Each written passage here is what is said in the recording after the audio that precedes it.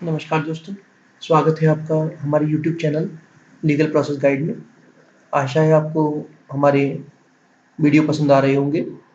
यदि आपने अभी तक हमारे चैनल को सब्सक्राइब नहीं किया है तो कृपया सब्सक्राइब करें तथा साथ ही बेल आइकन दबाना ना भूलें, जिससे कि आपको हमारे आने वाले वीडियो की नोटिफिकेशन तुरंत ही मिल जाया करें। आज हम आपको के लिए घरेलू हिंसा से संबंधित जो कानून है, घरेलू हिंसा से महिला संरक्षण अधिनियम 2005, उसके विषय में जानकारी लेकर आए हैं। यदि आपको वीडियो पसंद आ रही हो तो कृपया चैनल को दूसरों के साथ शेयर करें, साथ ही लाइक भी करें, जिससे कि जानकारी अन्य लोगों तक भी पहुंच सके। यदि आपको कोई समस्या है तो आप हमें कमेंट सेक्शन में लिख सकते हैं, या आपका कोई सुझाव भी है तो हमें कमेंट सेक्शन में अवश्य बताएं। वीडियो को पूरा अवश्य देखें, क्योंकि अधूरा ज्ञान किसी कार्य का नहीं होता है। तो मेरा आपसे विनम्र निवेदन है कि वीडियो को पूरा लास्ट तक अवश्य देखें। यदि आप लॉ के स्टूडेंट हैं तो यह वीडियो आपके लिए उपयोगी है ही। यदि आप आम नागरिक हैं तो भी यह जानकारी आपके लिए उपयोगी है, क्योंकि विधि की जानकारी आपको सशक्त बनाती है, सुदृढ़ बनाती है। विधि की, देश की विधि की जानकारी होना प्रत्येक व्यक्ति का, प्रत्येक नागरिक का कर्तव्य है। इससे आपको अपने अधिकार और कर्तव्य के विषय में जानकारी मिलती है कि क्या आपके अधिकार हैं और क्या आपके कानूनी कर्तव्य हैं। चलिए जानते हैं घरेलू हिंसा के बारे में। ऐसी कोई भी महिला जो अपने परिवार के अंदर रह रही है, किसी प्रकार के शारीरिक या मानसिक रूप से या किसी के आचरण द्वारा घरेलू हिंसा का शिकार है, जो उसके स्वास्थ्य से संबंधित हो सकता है, उसकी जीवन से, उसकी सुरक्षा से संबंधित हो सकता है, या इसमें किसी प्रकार की और अन्य हानियां भी सम्मिलित हैं। इसके अंतर्गत शारीरिक दुरुपयोग महिला के साथ मौखिक रूप से या आचरण द्वारा, भावनात्मक रूप से या आर्थिक दुरुपयोग भी सम्मिलित हैं। यदि इस प्रकार की कोई महिला जो घरेलू हिंसा से पीड़ित है, तो वह किसी भी पुलिस अधिकारी को या संरक्षण अधिकारी को अपने जिले में, या ऐसे किसी संगठन जो कि महिलाओं के अधिकारों से संबंधित है, या मजिस्ट्रेट के यहाँ आवेदन कर सकती है, जिससे कि उसको न्याय मिल सके। जब मजिस्ट्रेट द्वारा इस प्रकार के मामलों में जब शिकायत प्राप्त होती है मजिस्ट्रेट को, तो मजिस्ट्रेट जो हैं, न्यायालय जो हैं, वह महिलाओं को अभिरक्षा से संबंधित आदेश दे सकते हैं, या फिर किस प्रकार की धन की हानि हुई है उन्हें, तो उसके लिए आदेश पारित कर सकते हैं उनको कि उनकी जो धन की हानि हुई है उसको अनुतोष प्राप्त कराया जाए।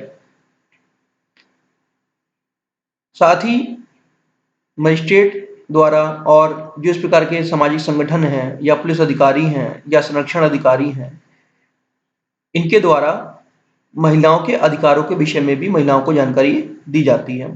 साथ ही साथ यह सरकार का भी कर्तव्य है कि समय समय पर महिलाओं को उनके अधिकारों के विषय में जागरूक करती रहे। इस प्रकार की शिकायतों में यदि कोई महिला शिकायत करती है कि वह घरेलू हिंसा से पीड़ित है, और वह अपने लिए एक वकील या लॉयर या किसी एडवोकेट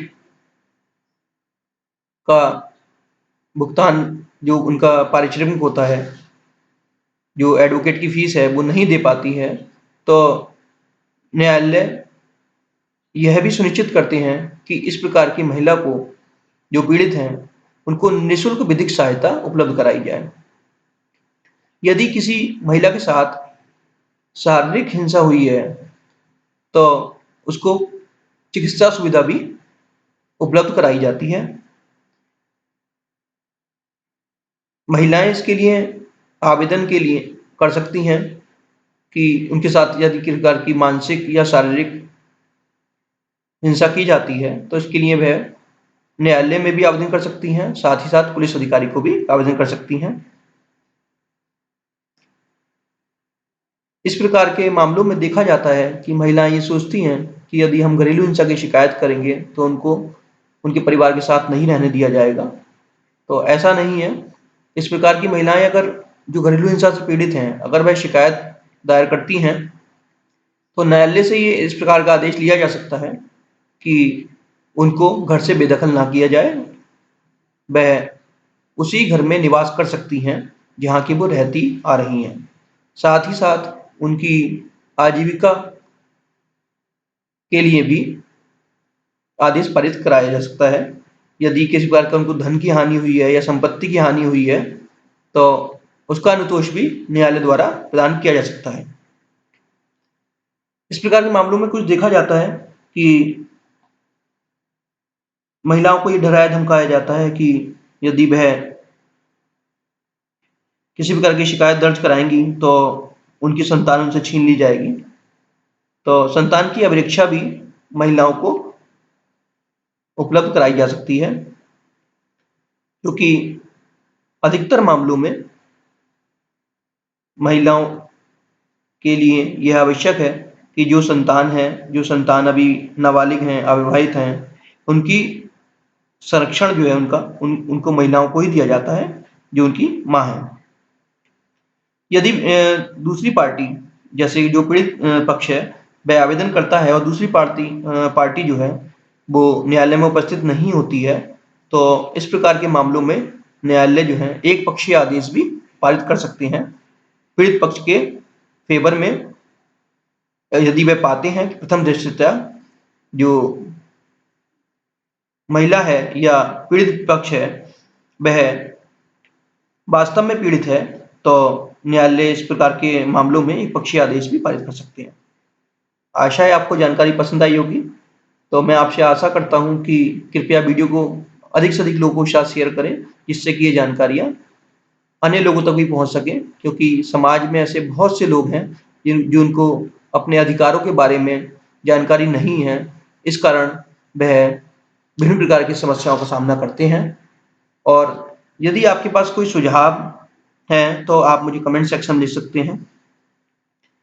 और यदि आप किसी प्रकार की समस्या से जूझ रहे हैं और आपको सहायता की आवश्यकता है या आप चाहते हैं कि आपको इस विषय में और जानकारी दी जाए, तो आप मुझे कमेंट सेक्शन में लिखें। मैं प्रयास करूंगा कि आपके प्रश्नों के उत्तर उपलब्ध करा पाऊँ।